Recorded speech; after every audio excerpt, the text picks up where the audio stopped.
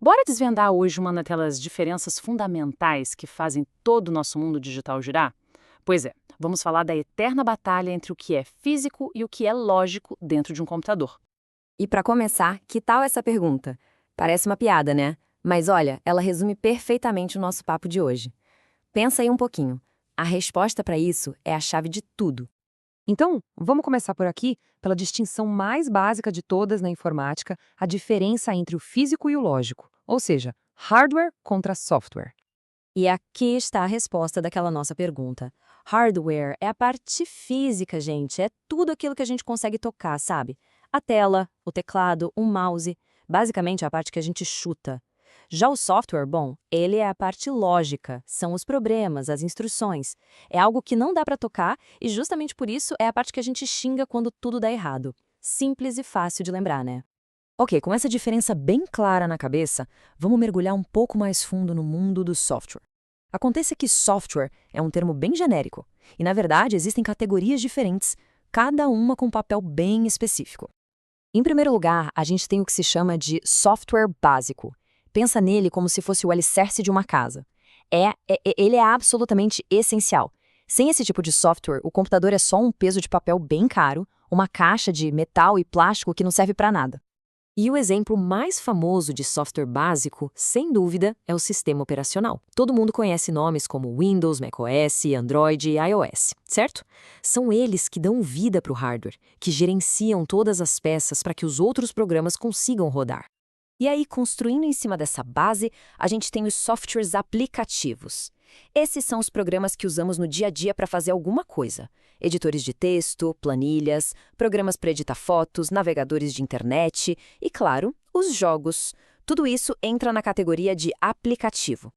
E por último, mas não menos importante, temos o software utilitário. A função dele é dar um suporte, sabe? Manter e otimizar o sistema.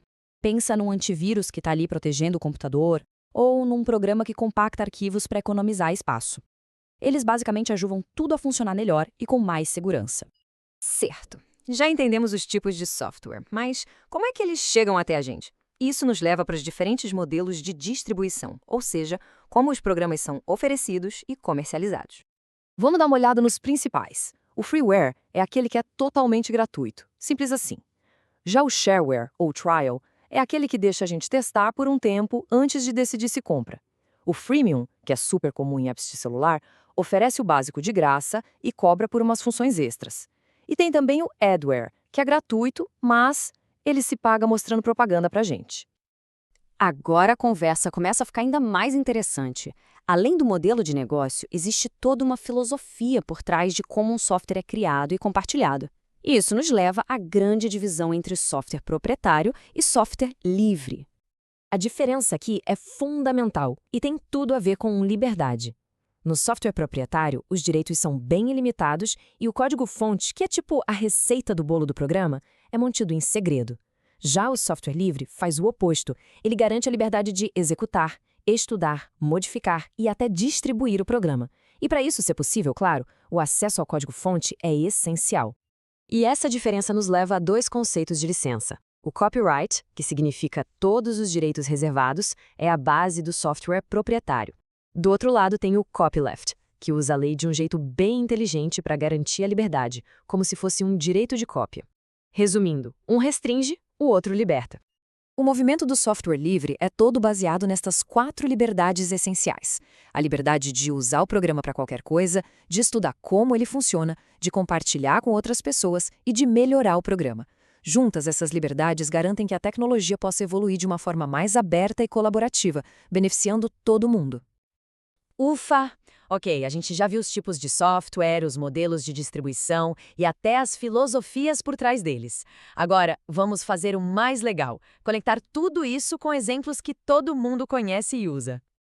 Começando com um clássico, o WinZip. Ele é um software utilitário, porque a função dele é compactar arquivos, certo?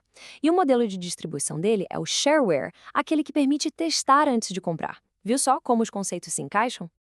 Agora, no outro lado do espectro, a gente tem o GNU/Linux. Ele é um software básico, um sistema operacional e é o exemplo perfeito de software livre. Foi todo construído em cima daquela filosofia do copyleft e das 4 liberdades que a gente acabou de ver. E um exemplo super atual. É só abrir a loja de aplicativos do celular. A imensa maioria dos apps ali usa o modelo freemium.